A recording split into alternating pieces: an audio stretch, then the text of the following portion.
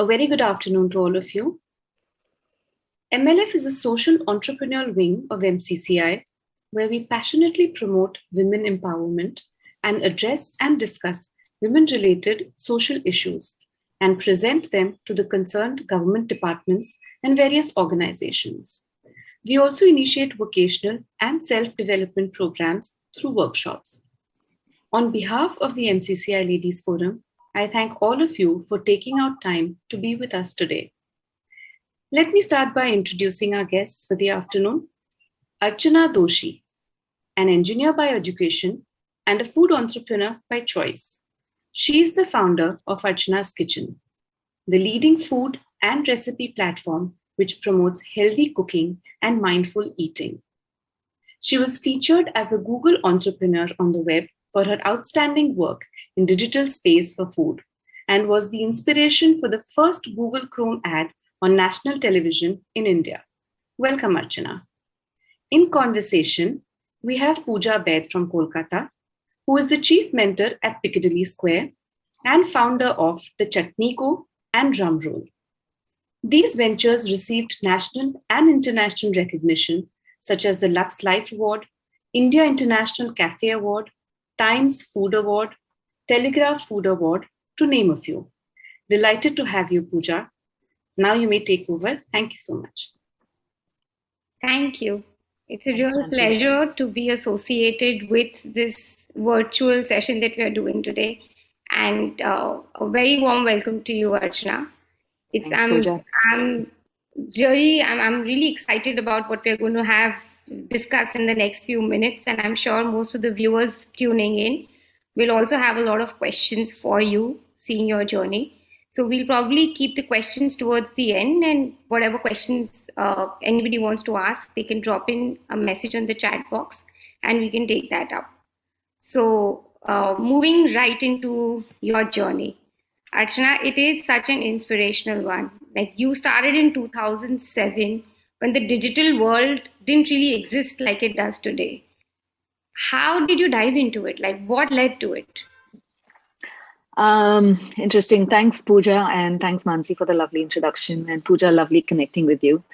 And to dive right into your question, I was, like Mansi said, I was an engineer. I worked as an engineer for about 6 years, and then I lost my job in the dot-com bust in 2001. And I was living in the US, and it was a difficult time. And I've always thought about being financially independent, right? So from when I was a child, I knew I needed to stand on my own feet and be financially independent. That was very important to me. And when I lost my job, that was a very devastating moment. But however, I pulled up my feet together and became a therapeutic yoga teacher in the US. And then I had children, and motherhood came along.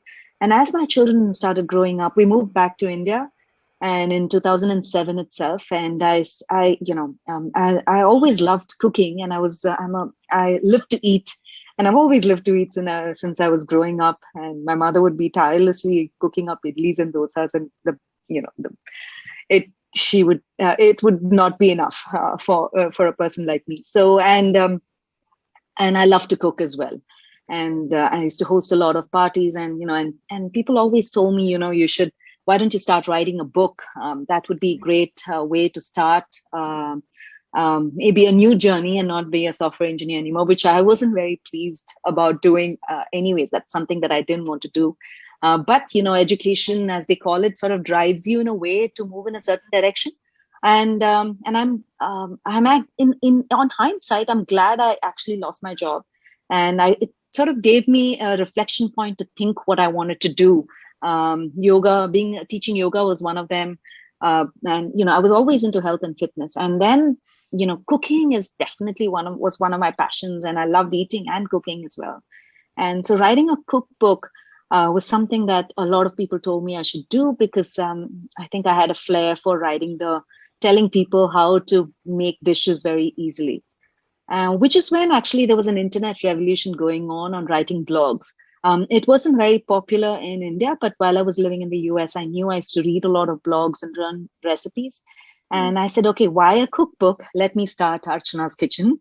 Let me start documenting all that I cook in a way which will become very easy for people to cook at home, using local ingredients, fresh ingredients, using cooking techniques that they will be able to understand, and not like French jargons, which is very difficult to sort of put together. So that's how Archana's Kitchen began. That was my motivation.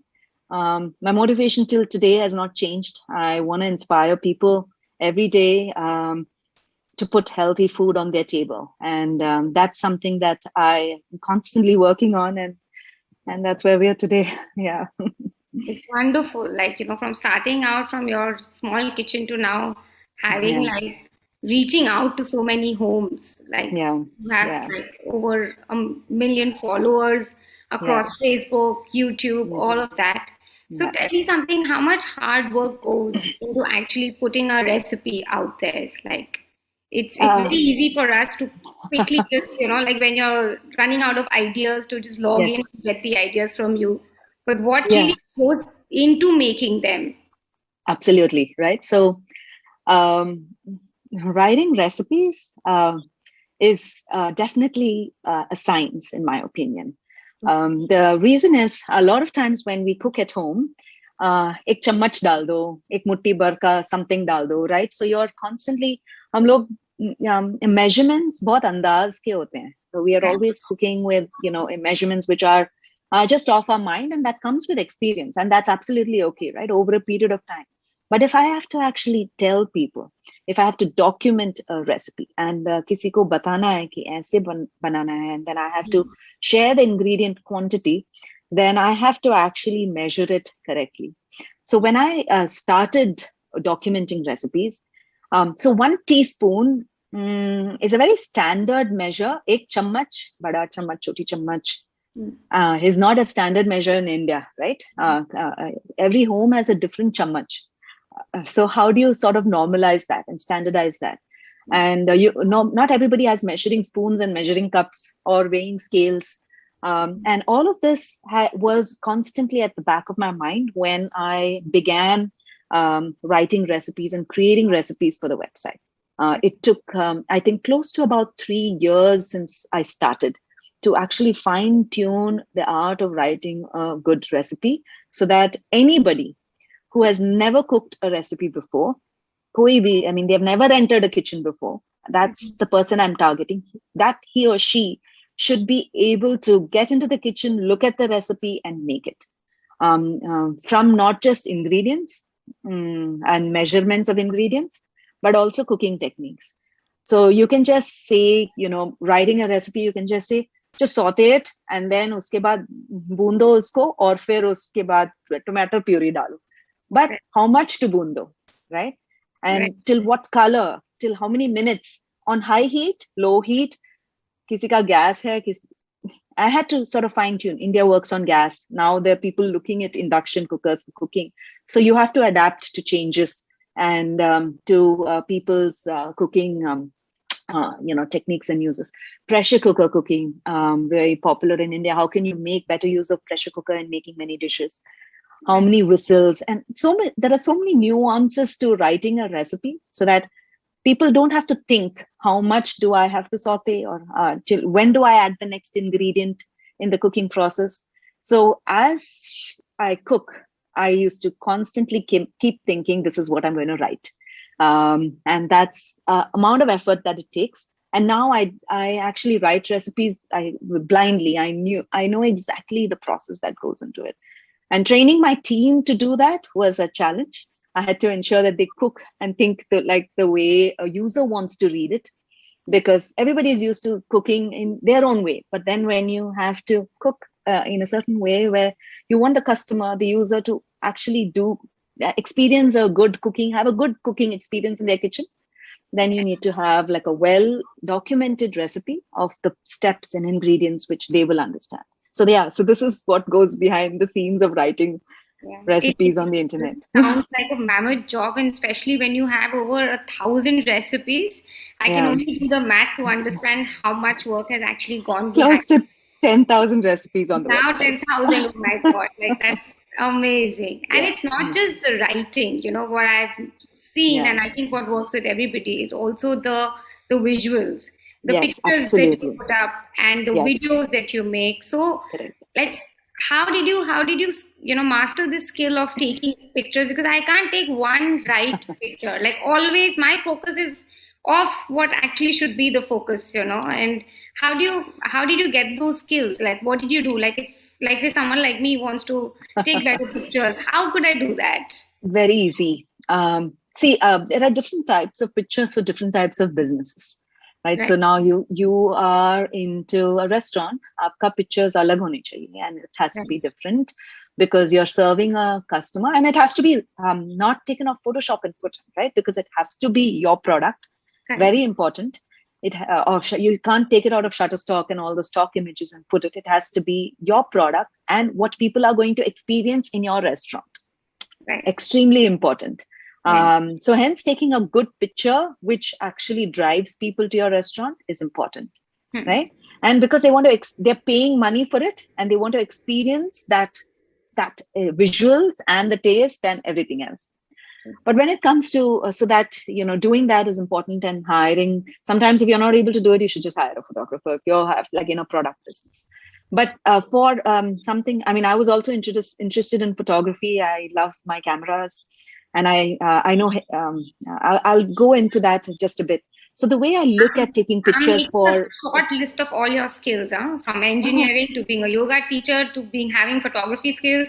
I'm sure by the end of this, I also shoot my own videos and also edit it. In the pandemic, I did it on my own because I couldn't call my photographers, videographers. So you're developing your own recipes, you're taking your own pictures, you're writing the text out. So you're like a one-man army. Excellent. Unfortunately, pandemic sort of makes you do a lot of things that you have to do. We do have a team.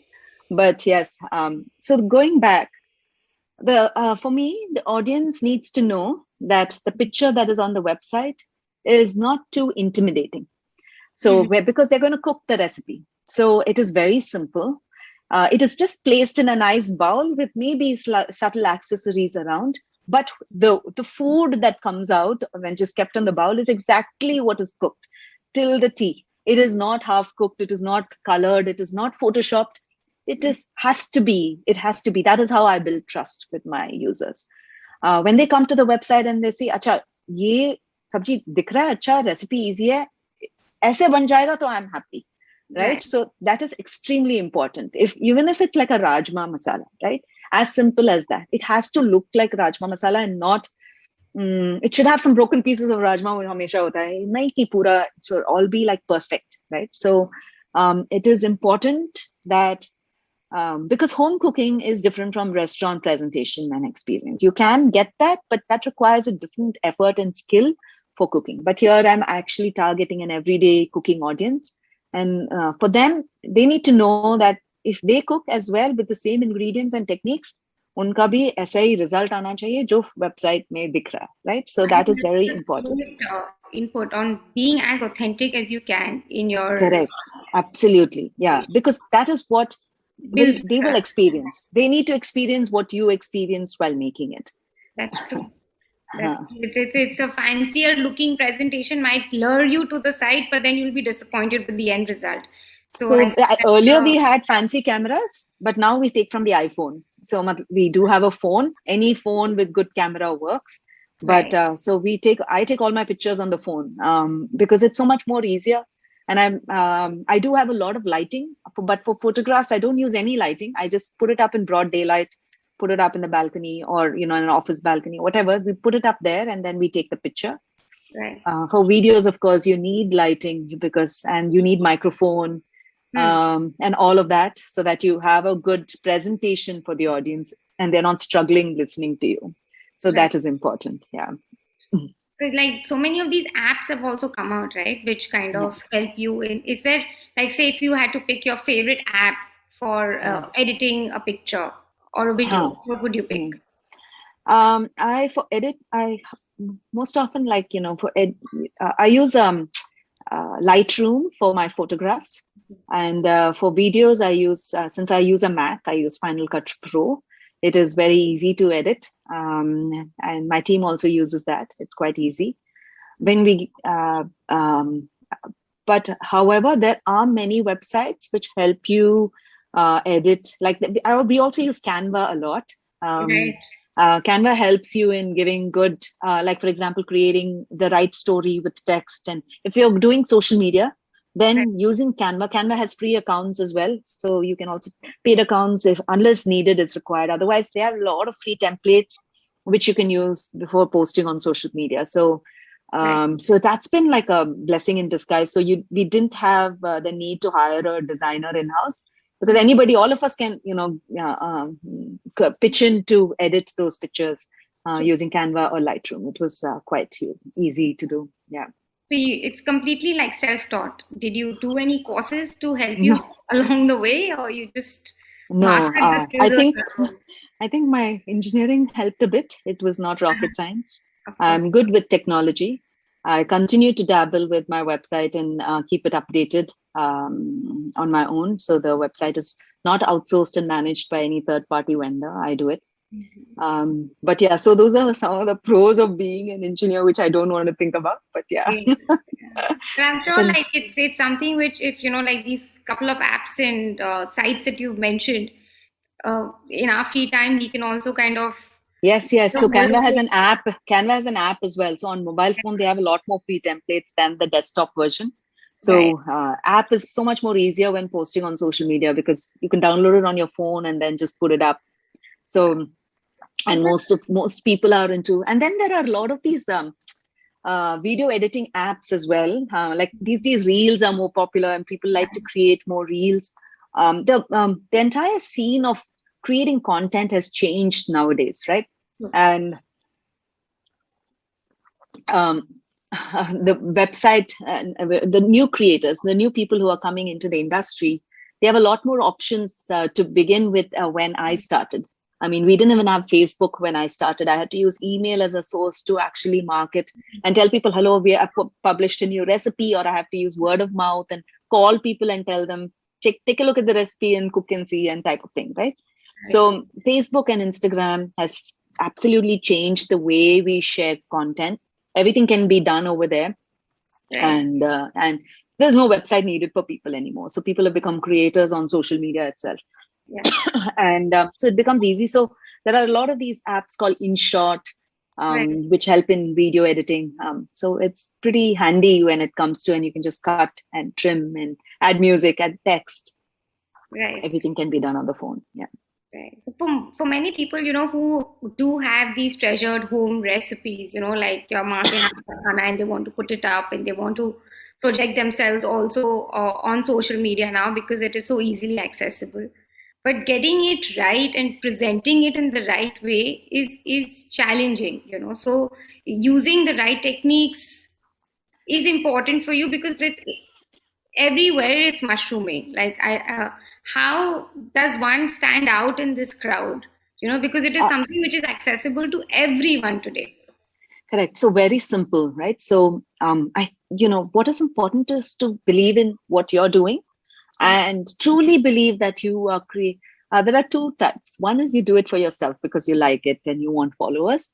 And two, if you really want to create impact and start something on your own and start monetizing or start becoming something and sort of become like a creator or an influencer on which is what we are called. Which is the buzzword today. Which is the buzzword today, right? Nobody wants to be called a blogger anymore. The in thing is to be an influencer now. Influencer, right? And it's not a bad thing. So, and if you want to become one of those, what is important is figure out what your audience likes, right? It's always the customer. It's always it's not what you want. It's what the people want to see. And believe me, with over 500 million people on the internet in India alone, we have, each one has a cut. I just have like 2.5 to 3 million followers, right? But each one of us has a cut of the share of the 500 million people. So it's not that, you're going to get lost in the crowd. You build your own community, you have your own followers, and over a period of time, it'll just keep getting built. And you just have to believe in that and not look at likes and hearts and views.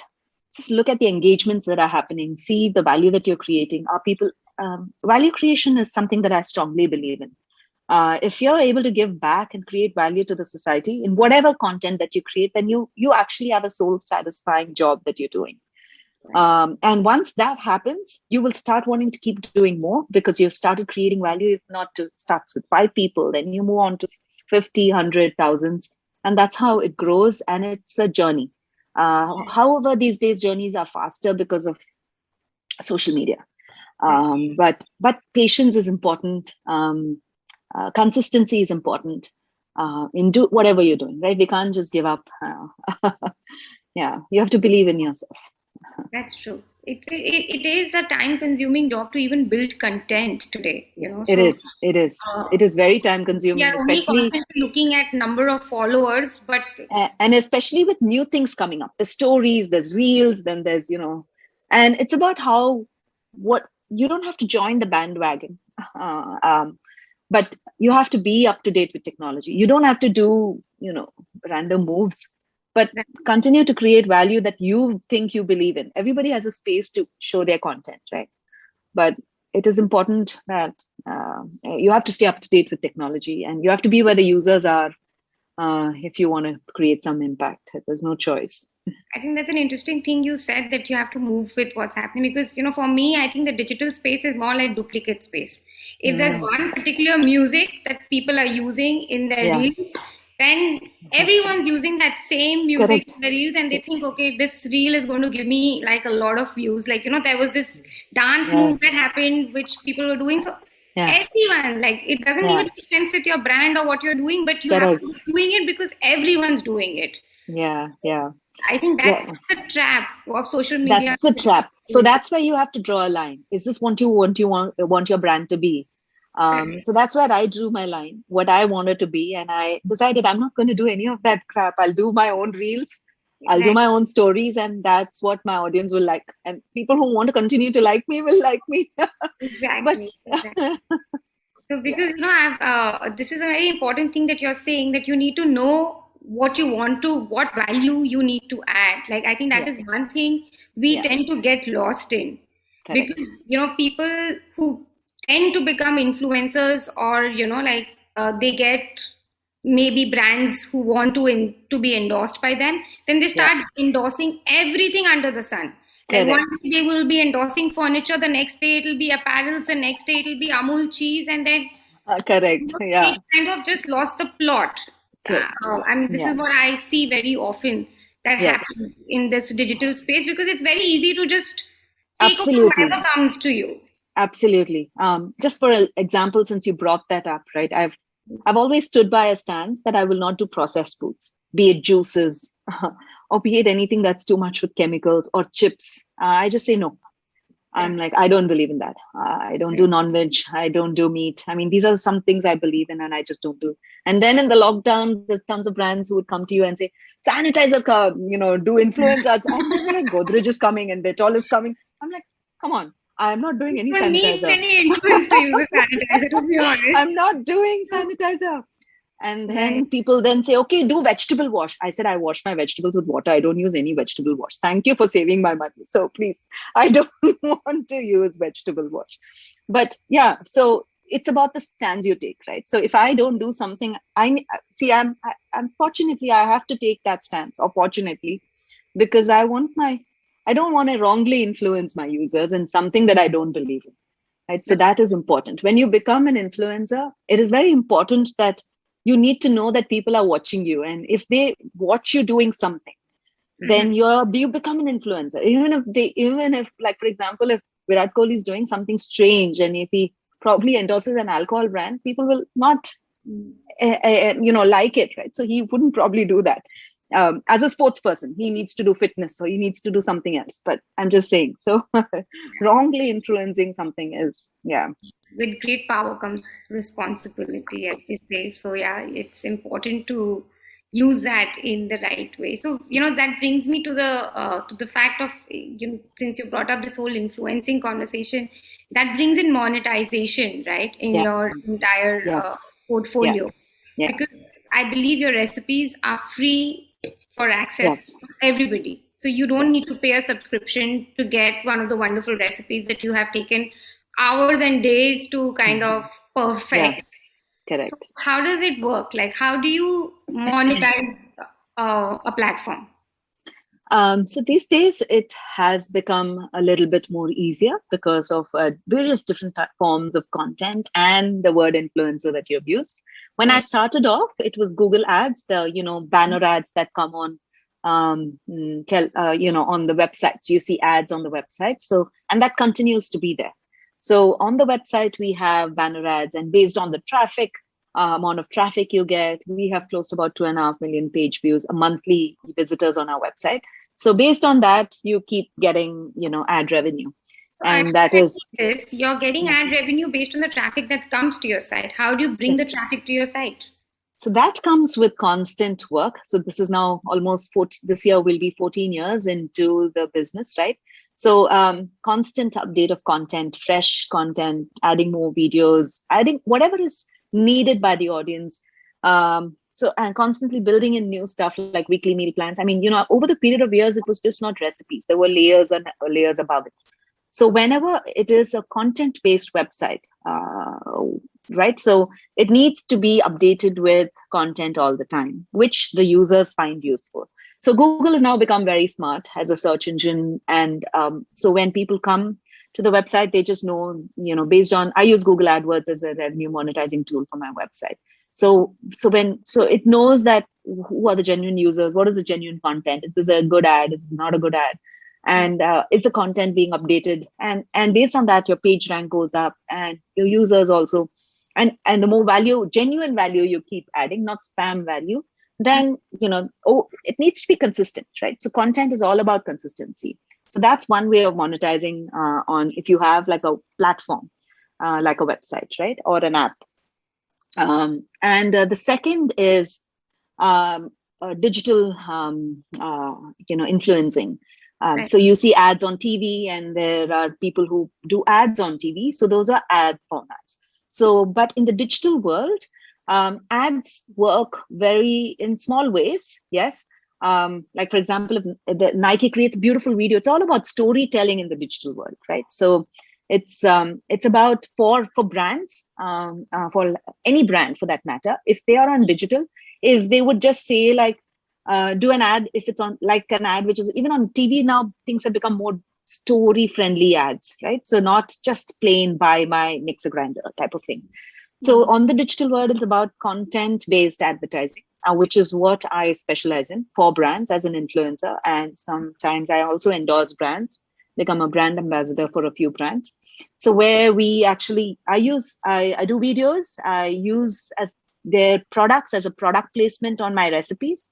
And then, of course, and then, we have, but at the same time, there's a win-win. The brand, I'm actually using their product and showcasing to the millions of users.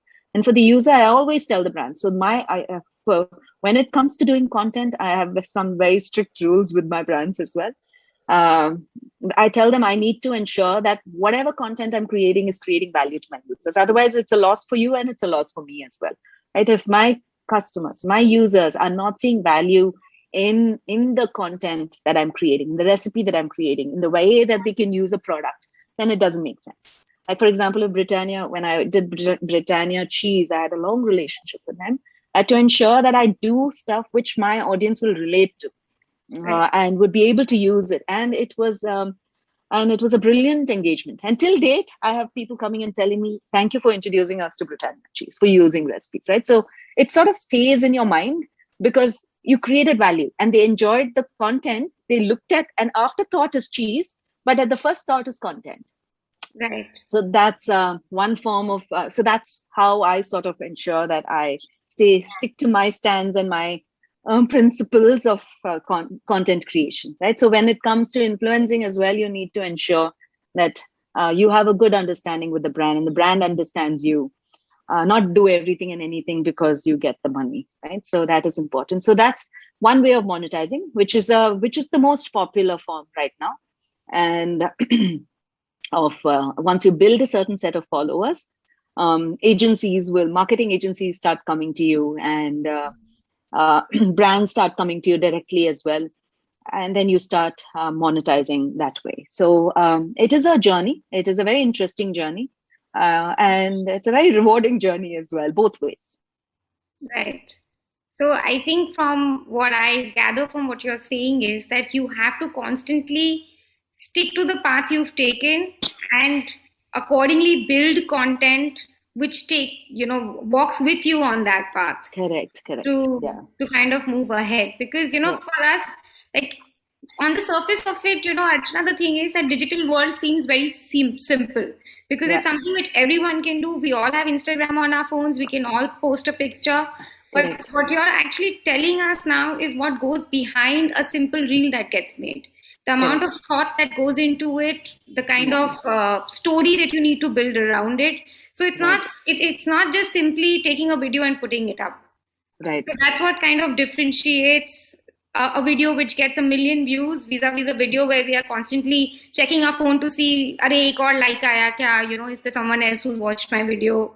So that's where that temptation is always there, but then you keep going past it. You look at the valuable engagement, because you'll get into a social media sort of a stress handle. Right. What do you call it, right? So, and it's never ending. So try to stay away from the likes and followers.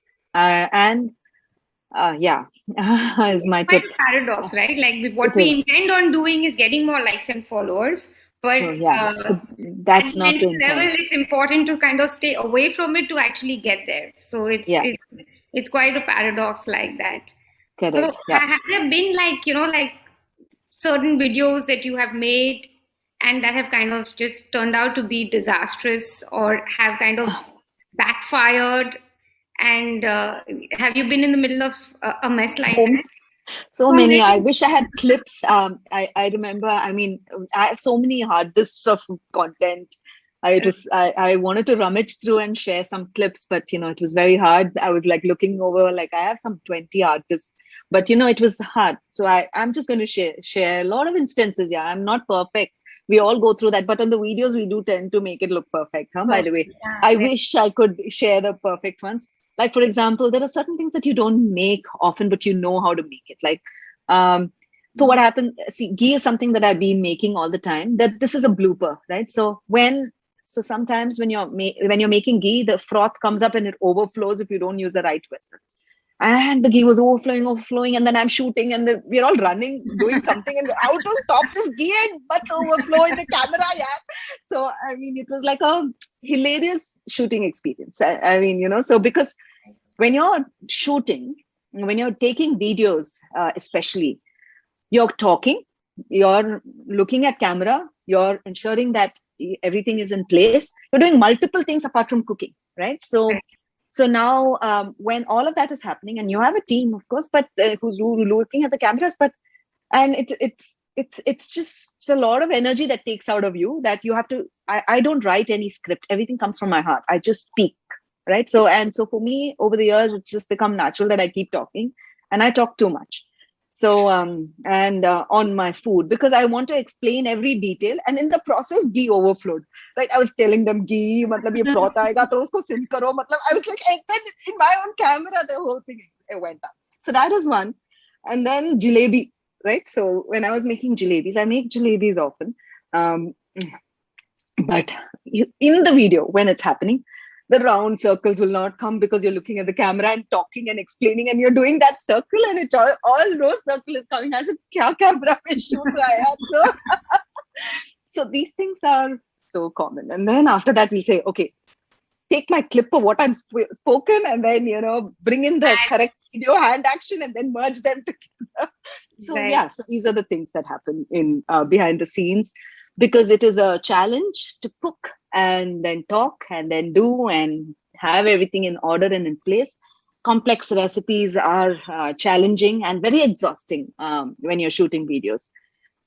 So there are days when I've shot like 15, 20 videos a day, right? Wow. So one after the other, because they have certain deadlines which we have to meet for brands, and they need to go and they need to, there's a lot of whole different processes, and we had to shoot like a marathon of 3 days of one day 11, one day 15, and another day 20, and finish all those videos. And those days were like super exhausting. So I would just end up in Sirsasana at the end of the video, and then I would come back and dive in and then start doing the next set of videos. And that's how I managed my body, right? So, but otherwise it's very taxing.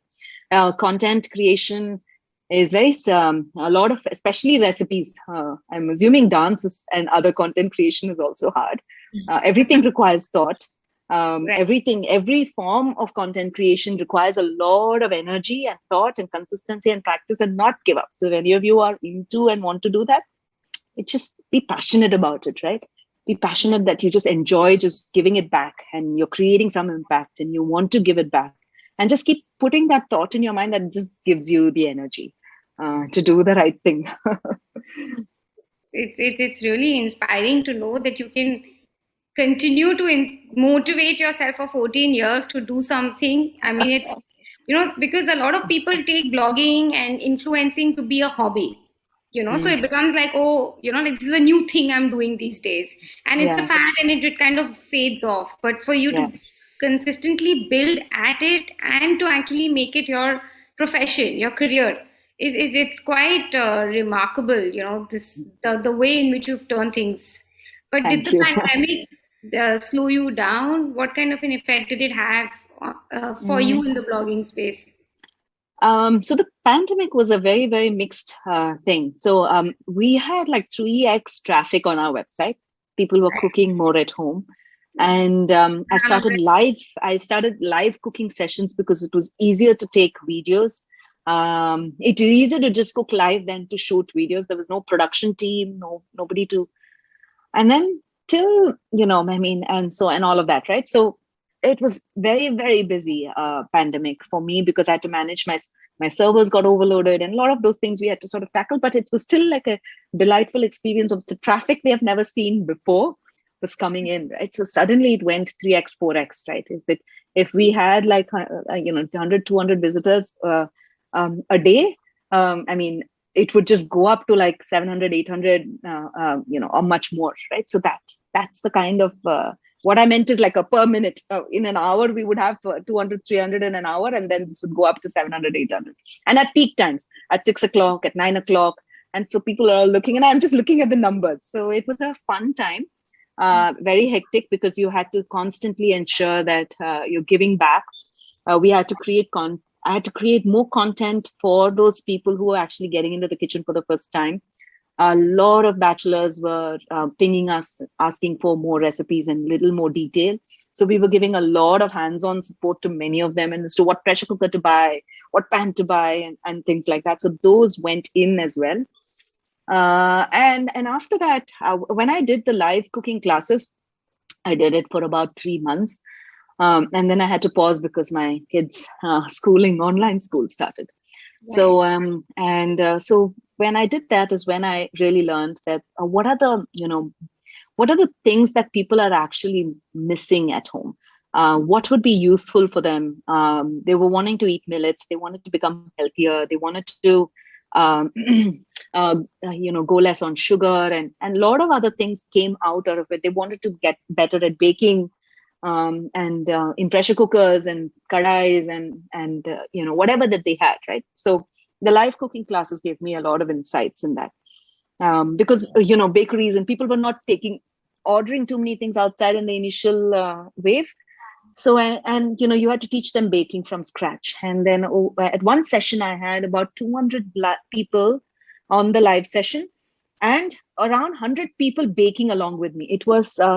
It was a nightmare. I mean, I was like, what did I get into? I wasn't prepared for 100 people in a session. And then after that, I said, listen, you guys make your dough and keep it separate. You make your thing and keep it separate. And then you message me when you're ready to bake, right? So, and then I will keep, and then after that, 3-4 hours until 12, 1 in the night, people will be sitting and making stuff.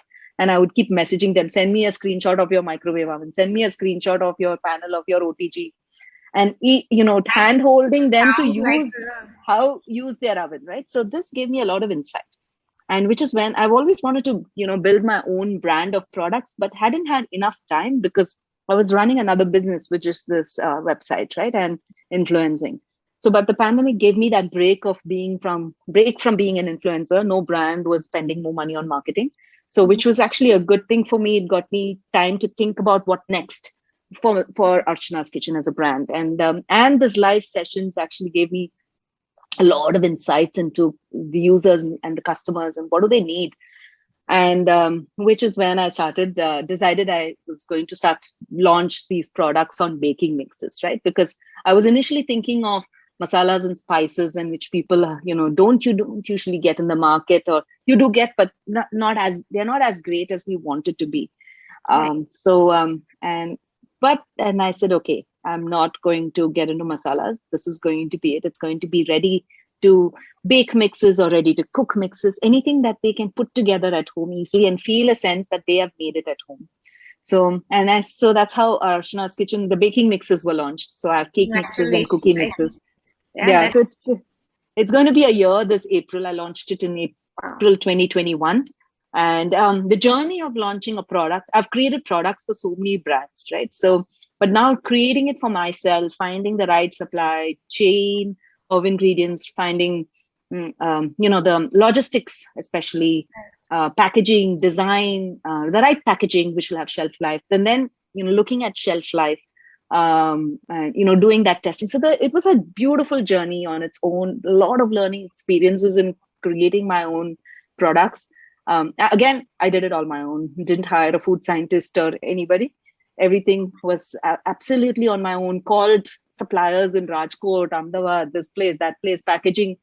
And in the pandemic, people are so online savvy. They become so. Earlier, I had to travel to visit all these people and meet them personally and build relationships.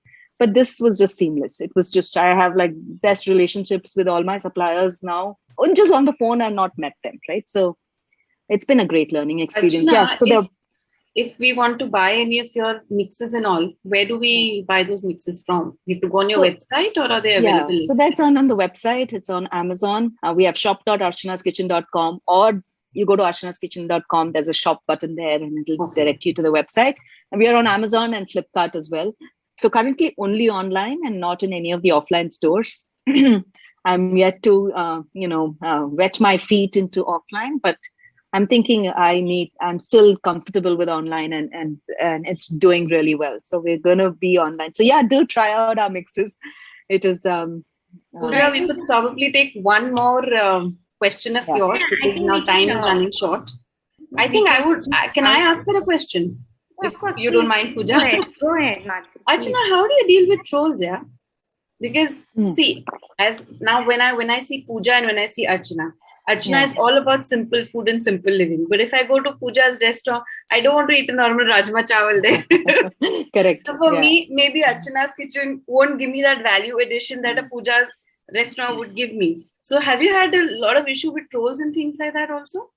Yeah. So lot of, like, for example, when we go into, there are a few large trolls that have happened, but I've addressed them like right up front and then faced them, and then all our audiences. So there was an opposed troll or whatever. So anyway, that is random, but there are a lot of other small things that happen. Like, it's not trolling in a sense, but like, for example, I make Kashmiri aloo dum, and people will say, hey, kya bakas hai? This is no way Kashmiri aloo dum.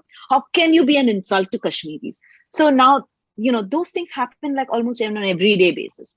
So, but what is important is I as a creator, I don't feel bad, right? So what I mean is I respect what the user has told me. The user is not wrong. For me, everybody is right. That is my first principle. My users are right. And I will tell them, thank you for sharing this opinion with me. I'm really glad you brought it. By the way, I actually learned this from someone, or we actually did a lot of research and created this.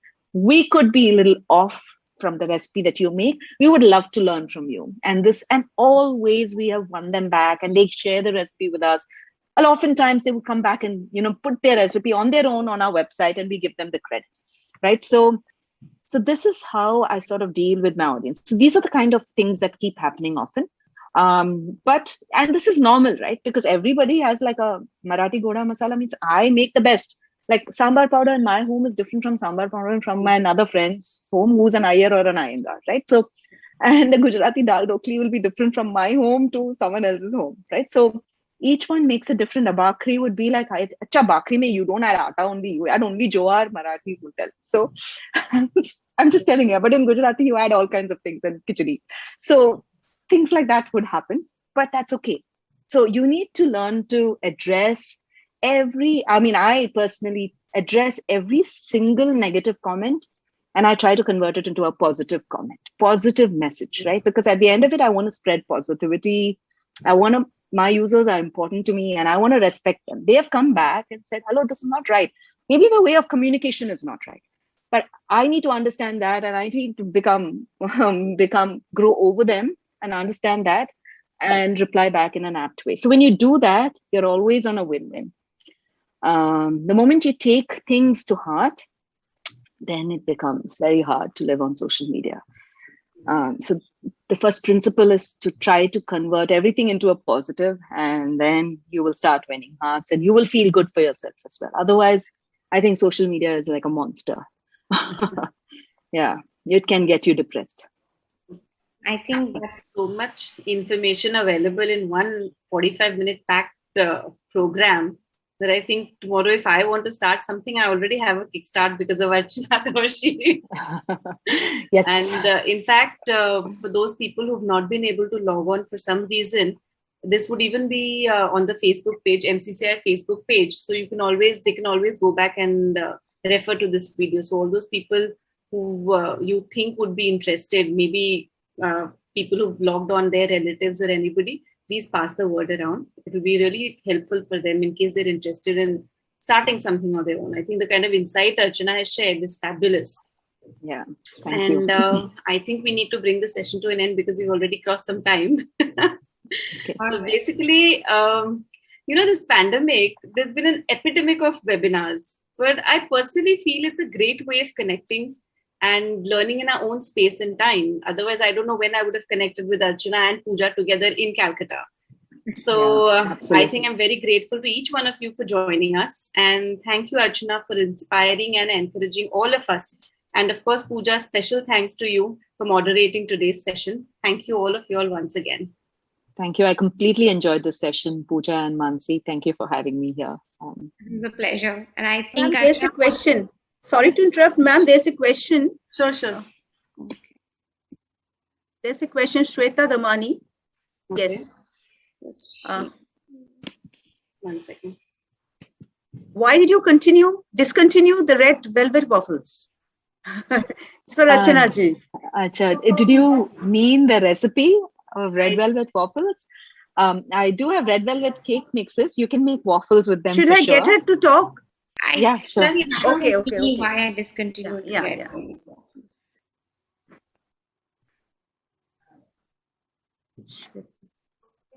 Hello. Hi. Hi, Shweta. Hi, Shweta. Yeah. Shweta here. This was a very enriching session in the first place. I want to thank Archana ma'am for a lot of information she's provided. And Pooja ma'am, my daughter is a big fan of Piccadilly Square. And she has a question to you. She's missing the red velvet waffles too much. And she's like, why it has been discontinued? Good question. So we had to re-engineer our entire menu because a lot of new things got added in place of the red velvet waffle. But we'll bring it back again if you guys really love it a lot. Please, that was too good. Like everything over there is excellent. And Archana ma'am, I'm definitely a big fan of you. Thank you for the enriching session. I need to have those red velvet waffles now. I love waffles. They're great. Everything in Piccadilly Square is great. Thank you so much. Thank you so much. Thank you very much. Thank you. The thing is, Archana, you can put up 10,000 recipes and not have to take down any. But for us, whenever we do something new on the menu, correct. Something has to go off to bring in something else. Something else, absolutely. It has to be a rolling menu to create interest, absolutely. But I've honestly learned a lot in today's session. I'll just take a minute to thank you for all the wonderful insights you've given, because the situations and the way in which to handle certain things is not just for the digital space or if you're a blogger. I think it's true for everyone in their different walks of life. So, I especially take back the feedback of how you kind of take on negative comments, because that's something that we face. I think something that everybody faces in whichever business they are in. Because there will always be, when there are 5 people, there'll always be a difference in opinion. But having to take it on so positively and not affect you personally, I think that's a great learning. That's just one of the great learnings, of course, that we learned today in such a short period of time. But I think that has really kind of changed the atmosphere, and the fact that you want to keep things positive always. I think if more people think like you and stay in this kind of a mindset, it's definitely going to be a much happier and brighter tomorrow. So thank you so much for that. Thank you, Pooja. Thank you, Pooja. Archana. Thank you, Thank you. everybody. All right. See you.